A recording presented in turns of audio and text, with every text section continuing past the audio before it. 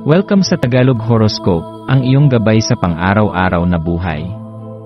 Hatid namin ang pinakadetalyadong horoscope na magsisilbing gabay mo sa pera, trabaho, pag-ibig, kalusugan, at swerte.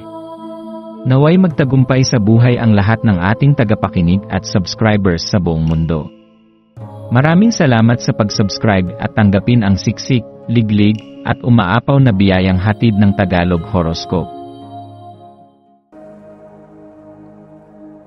Ito ang iyong pang-araw-araw na horoscope para sa Aquarius, para sa Marso 22, 2025. Ngayong araw, habang bumabalot ang enerhiya ng kalawakan sa iyong paligid, tila may mga bulong ng inspirasyon na dumadaloy sa iyong puso at isipan.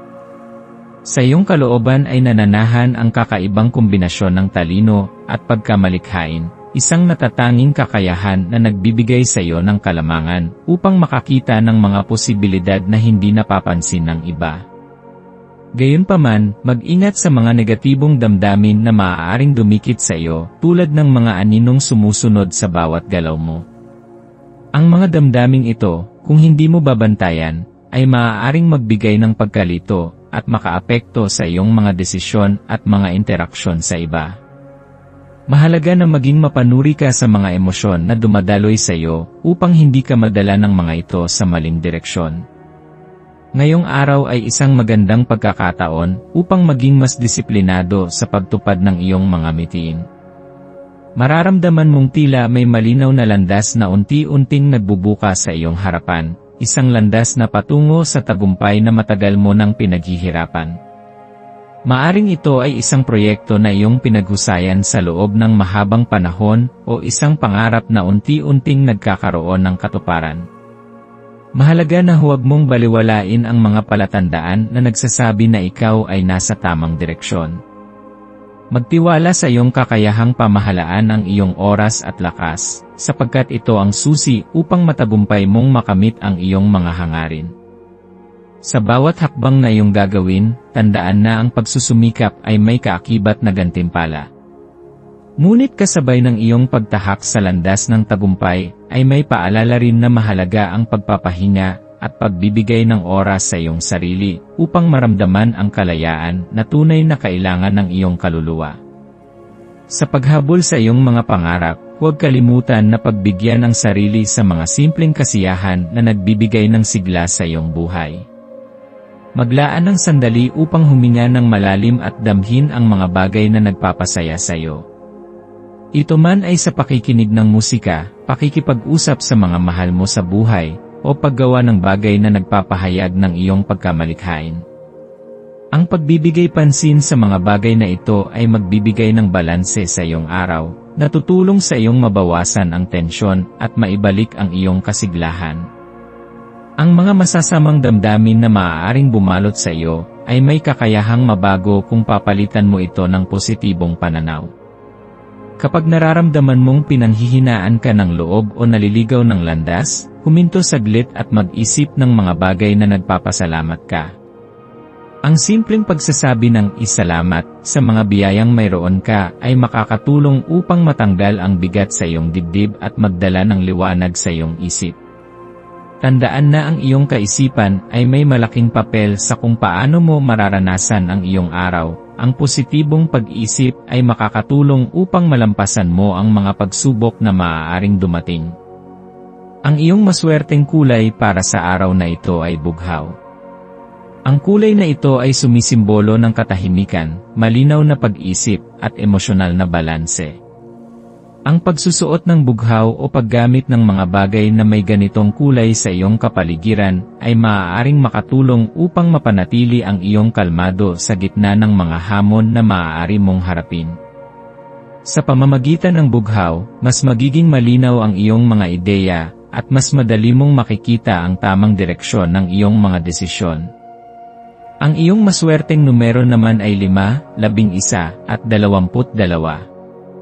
Ang 5 ay sumisimbolo ng pagbabago at kalayaan, na nagbibigay sa iyo ng lakas upang tanggapin ang mga bagong oportunidad na darating. Ang 11 ay sumasalamin sa espiritual na paggabay at pagkamalikhain, na magbibigay inspirasyon upang lumikha ng mga makabuluhang ideya.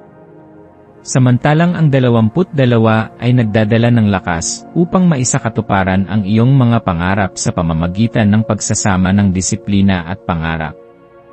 Ang maswerteng gawain para sa araw na ito ay ang paglalaan ng oras upang linisin at ayusin ang iyong kapaligiran. Maaring ito ay sa pamamagitan ng pag-aayos ng iyong tahanan, pag-organisa ng iyong mga gamit, o pagbuo ng malinaw na plano para sa iyong mga layunin. Sa pamamagitan ng pagsasagawa ng mga simpleng hakbang na ito, mararamdaman mo na mas kontrolado mo ang iyong araw, at mas magiging produktibo ka sa mga bagay na nais mong makamit. Habang papalapit ang pagtatapos ng araw, bigyan mo ng oras ang iyong sarili upang magnilay sa mga bagay na iyong natutunan. Pasalamatan mo ang iyong sarili sa mga pagsisikap na iyong ginawa at sa mga bagay na iyong nagawa, gaano man ito kaliit. Sa ganitong paraan, mas magiging malakas ang iyong kumpiyansa sa sarili, at mas lalo mong mararamdaman ang kagandahan ng mga tagumpay na iyong natatamo. Sa bawat hakbang na iyong ginagawa, tandaan na ang tagumpay ay hindi lamang tungkol sa pag-abot ng mga pangarap, kundi pati na rin sa paglalakbay na iyong tinatahak upang makamit ang mga ito.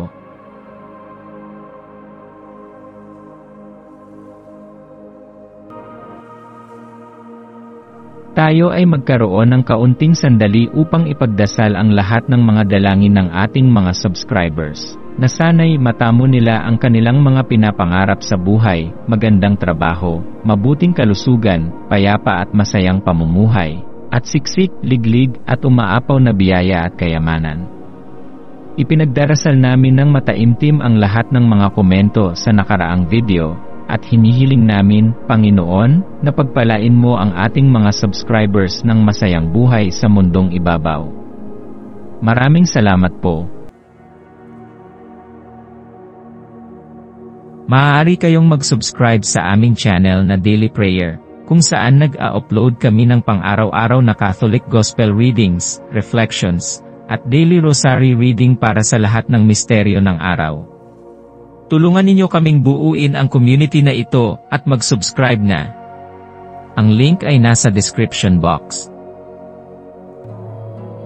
Maraming salamat sa panonood ng iyong horoscope ngayon araw. Naway gabayan ka ng mga bituin sa iyong landas. Huwag kalimutang mag-like, share, at subscribe para sa iba pang cosmic na kaalaman. Hanggang sa muli, manatiling konektado sa universo,